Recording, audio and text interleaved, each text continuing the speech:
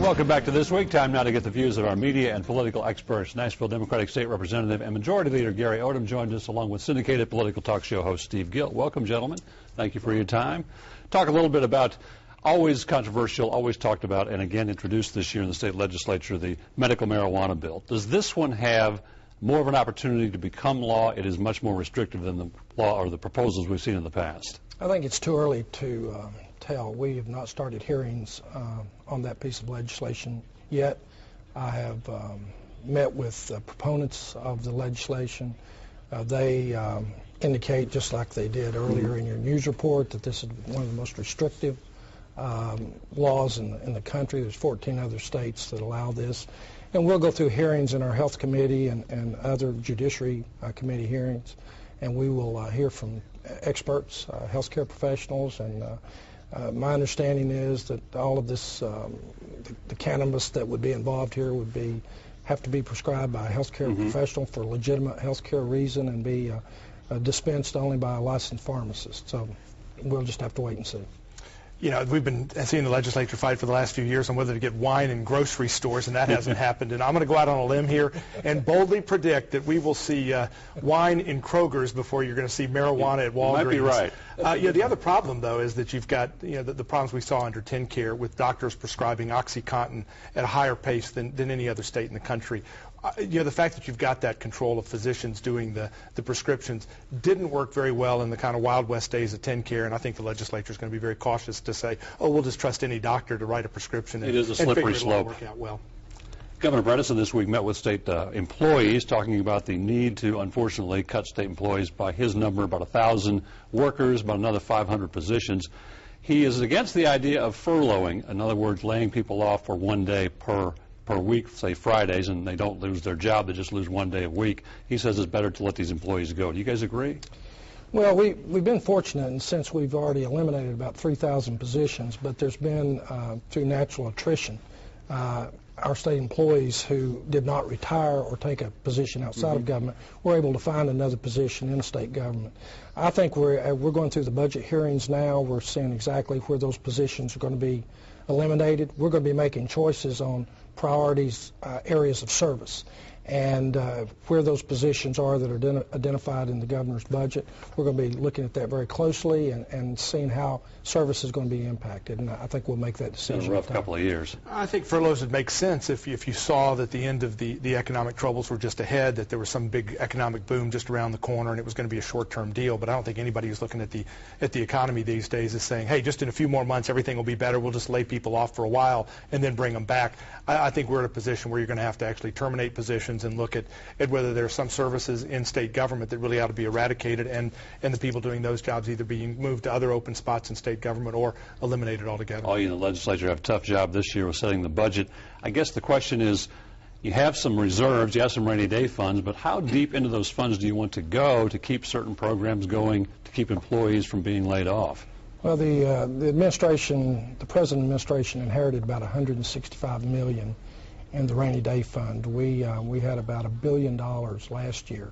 There's going to have to be a little over $250 million to close the books on the current fiscal year, and that's going to be a major discussion during the budget process of how much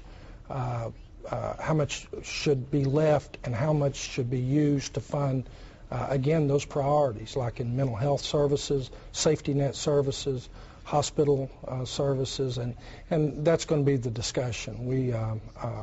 I feel comfortable there will be at least $400 million left for the next administration, but it could be more. It just, one of the things that's different about the Tennessee legislature and Congress, there's nothing really at the congressional level that brings Democrats and Republicans together, because they really don't have to do much. They don't have to pass a balanced budget.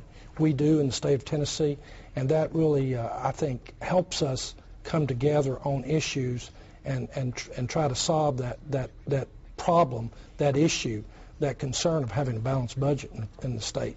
It's not a problem here. It's obviously a problem in Washington. And it's a problem in other states where they haven't had the kind of working together leadership that we've been able to enjoy in Tennessee. When you look at California, they've got a budget deficit bigger than our state budget, and they keep spending like there's no tomorrow, and there won't be a tomorrow for California and some of these other states because they haven't been as fiscally conservative as our legislature, with Republicans and Democrats working together, have been in recent years.